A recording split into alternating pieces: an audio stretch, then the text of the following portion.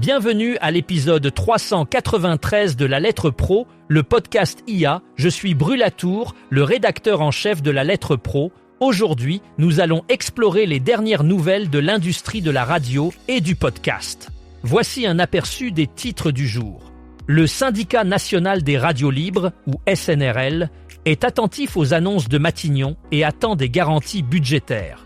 Au Portugal, le mois de décembre a enregistré 10 500 000 téléchargements. Europe célèbre ses 500 émissions de culture média.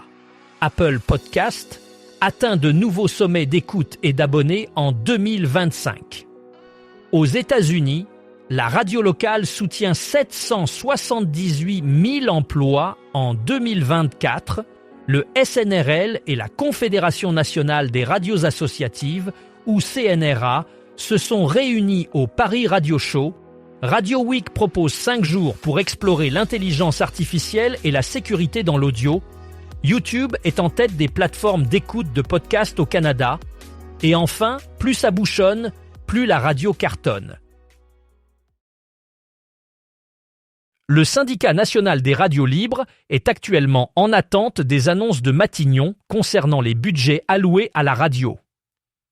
Le SNRL a exprimé une certaine inquiétude face à l'incertitude budgétaire actuelle et espère recevoir des garanties financières pour assurer la pérennité de ses projets. Le syndicat souligne l'importance de ces fonds pour le développement des radios locales et associatives, qui jouent un rôle crucial dans la diversité médiatique et le maintien du lien social dans les communautés locales. En attendant les décisions gouvernementales, le SNRL continue de faire entendre sa voix et de défendre les intérêts de ses membres auprès des instances politiques. En décembre dernier, le Portugal a atteint un record impressionnant avec 10 500 000 téléchargements de podcasts. Cette performance a été enregistrée par le service Podscope de Mark Test, qui suit de près l'évolution des téléchargements mensuels de podcasts dans le pays. Ce chiffre témoigne d'une croissance significative de l'engouement pour les podcasts au Portugal, illustrant une tendance qui s'est accélérée au cours de l'année 2025. Les contenus audio numériques séduisent de plus en plus d'auditeurs, ce qui reflète une transformation notable des habitudes de consommation médiatique. Cette évolution est une opportunité pour les créateurs de contenu et les annonceurs qui peuvent tirer parti de cette audience grandissante pour élargir leur portée et leur influence. Le marché portugais des podcasts est donc non seulement en pleine expansion, mais il offre également de nouvelles perspectives de croissance et d'innovation dans le paysage médiatique. Europe célèbre ce vendredi 23 janvier la 500e émission de Culture Média animée par Thomas Eisel. Pour marquer cette étape importante, la station proposera une émission spéciale diffusée en direct et en public. Depuis sa création il y a 3 ans, Culture Média s'est imposée comme un rendez-vous incontournable pour le décryptage de l'actualité culturelle et médiatique. L'émission, qui se déroule du lundi au vendredi, permet aux auditeurs de découvrir les coulisses de la radio, de la télévision, du cinéma et des nouveaux formats numériques. Pour cette 500e émission, Thomas Eisel sera accompagné de ses chroniqueurs réguliers comme Anissa Haddadi et Olivier Benkemoun, ainsi que de nombreux invités du monde des médias tels que Jean-Pierre Foucault et Michel Drucker. Cette édition spéciale souligne la volonté d'Europe de renforcer le lien entre l'antenne et ses auditeurs. En 2025, Apple Podcast a atteint de nouveaux sommets en termes d'écoute et d'abonnés. Cette croissance impressionnante est attribuée à plusieurs facteurs, notamment l'élargissement de la gamme de contenus disponibles et l'amélioration des fonctionnalités de découverte d'émissions. Les utilisateurs ont profité d'une interface plus intuitive qui facilite la recherche de nouveaux podcasts en fonction de leurs intérêts. De plus, Apple a introduit des outils analytiques avancés pour les créateurs, leur permettant de mieux comprendre leur audience et d'adapter leur contenu en conséquence. Ces développements ont non seulement attiré de nouveaux auditeurs, mais ont également fidélisé ceux déjà existants. En conséquence, Apple Podcast s'est solidement positionné comme une plateforme majeure dans l'univers du podcasting, rivalisant efficacement avec d'autres services populaires. Cette dynamique de croissance devrait se poursuivre, renforçant encore davantage la place d'Apple Podcast sur le marché mondial. Aux États-Unis, la radio locale a joué un rôle essentiel dans le soutien de l'économie en 2024, en contribuant à maintenir 778 000 emplois. Cette contribution significative souligne l'importance continue de la radio locale dans le tissu économique et social du pays. Les stations de radio locale ne se contentent pas de divertir et d'informer leur audience. Elles sont également des moteurs économiques qui soutiennent divers secteurs allant de la publicité aux événements communautaires. En plus de créer des emplois directs, ces stations génèrent des opportunités pour les entreprises locales en offrant une plateforme de promotion et en stimulant l'engagement communautaire. Cette dynamique positive démontre que, malgré les défis posés par les nouvelles technologies et la digitalisation, la radio locale continue de prospérer et de jouer un rôle pivot dans la vie quotidienne des Américains, renforçant ainsi son impact durable sur l'économie nationale. Le 4 février prochain, le Syndicat national des radios libres et la Confédération nationale des radios associatives tiendront un événement majeur lors du Paris Radio Show 2026. Cette rencontre, qui se déroulera de 10h30 à 12h30, se concentrera sur le rôle des radios associatives en tant qu'infrastructure culturelle locale.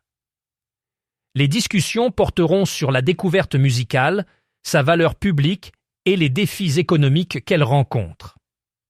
Les participants exploreront comment ces radios peuvent soutenir la diversité musicale tout en assurant un retour sur investissement public en termes d'impact culturel. 3 séquences structureront la table ronde, la fabrication de la découverte musicale, les équilibres économiques de cette diversité et la préservation de l'expérimentation musicale. Cet événement s'annonce comme un moment clé pour repenser le rôle des radios associatives dans le paysage médiatique actuel. Radio Week revient du 26 au 30 janvier 2026 avec 5 sessions d'1 heure, en ligne et gratuites, dédiées à l'exploration des technologies, usages et modèles actuels de la radio et de l'audio. Chaque jour, des experts internationaux se réuniront autour d'un thème spécifique, allant de la gestion des données à l'intelligence artificielle. Cet événement est soutenu par des partenaires tels que Xperi, RCS, CGI, Captioncast Media et Radiosite et est accessible gratuitement sur inscription. La première journée, axée sur Data into Value, explorera comment les données d'audience en temps réel peuvent influencer les décisions éditoriales et commerciales. Le deuxième jour, Audience Behavior and Retention, se concentrera sur l'évolution des habitudes d'écoute et la fidélisation des auditeurs. Le mercredi, la session Cybersecurity in Radio and Media Operations abordera la protection des infrastructures et des contenus. Jeudi, AI in Audio Publishing examinera l'utilisation de l'intelligence artificielle pour la production audio. Enfin, vendredi, AI Transcription and Value Expansion discutera de la transcription automatisée et de ses bénéfices pour les producteurs audio.